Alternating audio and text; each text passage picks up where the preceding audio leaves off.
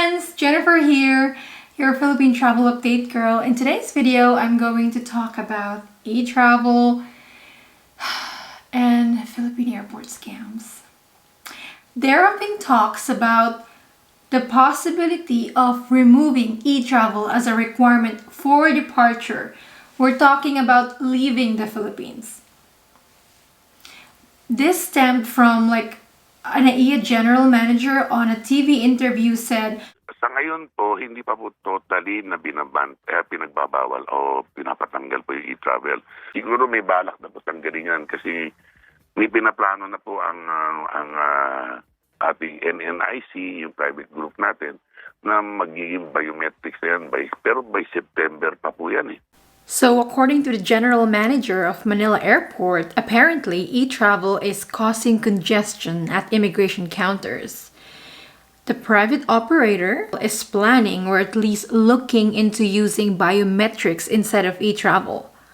Well, that's great because that's exactly e-gates, right? In other countries, you just scan your passport and your boarding pass, take a picture, done. So no manual checks, no congestion. Yeah, let's do that, Philippines.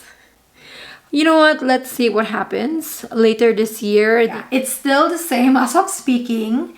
You know, if you're entering the Philippines, you must register to eTravel. And if you're leaving the Philippines and you are holding a Philippine passport, you must register.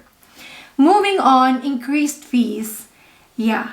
So after almost 20 years, the Philippine government has decided to increase terminal fees at airports.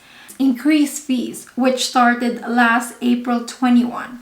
We're talking about terminal fee, guys, or passenger service charge. So normally, terminal fee is already included in our tickets. Although some airports in the country, I know of, like in Davao, you have to pay in cash. If you guys know of any other airports that collect terminal fees in cash, please comment down below because it sometimes it comes as a surprise when some travelers don't have extra money. So yeah, please, if you've experienced paying for a terminal fee in cash, comment down below which airport po. Going back, how much is the increase? If it's an international flight, the increase is almost double, from 550 to 900. And if it's domestic, it's also a big increase because I remember in Davao it's 200 and then now it's probably 350. So that's almost double too. Yeah. Now, hold your horses. NAIA, Cebu, Clark, they're not included. These three airports are privately run. Okay, they're not government run. So they don't have this increased terminal fees. They probably increased it way before. Anyways, if you are here and let's say you are an OFW, you travel domestic, don't worry, you're not paying this terminal fee. There are exemptions for kids, OFWs, and transit passengers. Moving on, scams. Ay nako, we were full of scams like 2015, 2014, right? It was a thing. It was like the bullet planting scam was a very, very intense at that time. And then a new administration came in and poof, it disappeared. And we've never heard of it again until again this year. So bullet planting scam or tanimbala, you might already be aware of it. You know, it's when you're just going through security and then suddenly they tell you, oh, we found a bullet. Or you're already at the boarding gate and then they tell you, oh, we found a bullet. And then the extortion will happen. The thing is, our comprehensive law on firearms and ammunition says when someone is in possession or has unlawfully acquired, say, an ammunition, the penalty is imprisonment. But in reality, what happens at the airports is if they found a bullet on your bag, it would be up to the security personnel whether they want to file a case or not. The government has tried and tried to eliminate this scam. You know, investigations, they've sacked their own people. And yet, it still resurfaces. You know, paulit-ulit na lang. Government, if you are really acting in good faith, so, okay, this passenger has a bullet. Confiscate it and let them go. A bullet without a gun is useless. It's harmless. So what's the big deal? Yes, we do have kababayans who use bullets as amulets. Anting-anting, okay, take that away from them and let them go. Filing a case, especially when you're known to use this as a scam. Especially when your own people have used this to extort passengers. Let's just move on. Before we can move on, another scam. Now there's another one. There's like a new scam that's going on, and it's called Punit passport or torn passport scam. It's when victims, like a passenger, you're just on your normal travel day, and then at the boarding gate, you're ready to board the plane. They would say, "Oh, look, there's a tear on your passport. We can't board you. Sorry, sir." One case involved a senior citizen who's supposed to fly with his whole family for a vacation in Bali. They were gonna fly with Cebu Pacific. And then everything was normal according to them, except at the boarding gate when Cebu Pacific refused them boarding because there was a tear on his passport of this senior citizen. Cebu Pacific called Bali government immigration authorities, and they showed a picture of that passport and asked if you guys are gonna accept it, and Bali immigration was like, nope, we're not gonna accept that. So yeah, Cebu Pacific said no. According to the passenger or to his family, his passport had no damage, and they think it was Cebu Pacific. At least that's what the internet post says. They have filed a complaint with the Civil Aeronautics Board, and they're handling the situation. According to NAIA and even to the passenger, they don't think it's the NAIA security personnel. They don't think it's immigration. Airline? Really?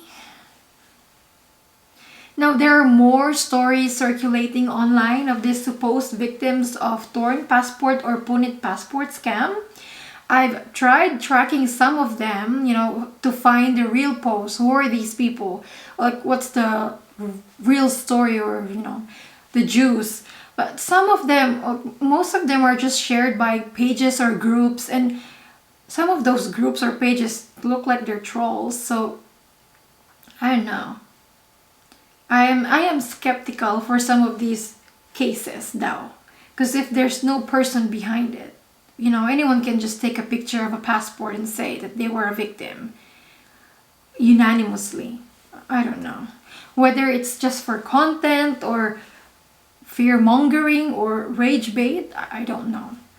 But in response, the Department of Transportation issued a no-touch policy. So airport security personnel will not be allowed to touch your passport, guys. So remember, in the Philippines, when you enter when you enter the airport, you have to show your ID and your ticket. And then another security just before you enter immigration, you have to show your passport and your boarding pass. I have a funny story about that. Last month, I flew from Davao to Japan. So Davao to Manila, all normal. Manila to Tokyo. To be honest, it was kind of my fault though, like 90%. I didn't know that my flight was rescheduled I booked a flight that was supposed to be Manila to Tokyo 1 p.m. but it was rescheduled. I was bumped to another flight to 6 a.m. But anyways, I wasn't aware. I didn't know. I went to NAIA at 11 a.m. and I showed them my boarding pass because I was checked in all the way to Japan.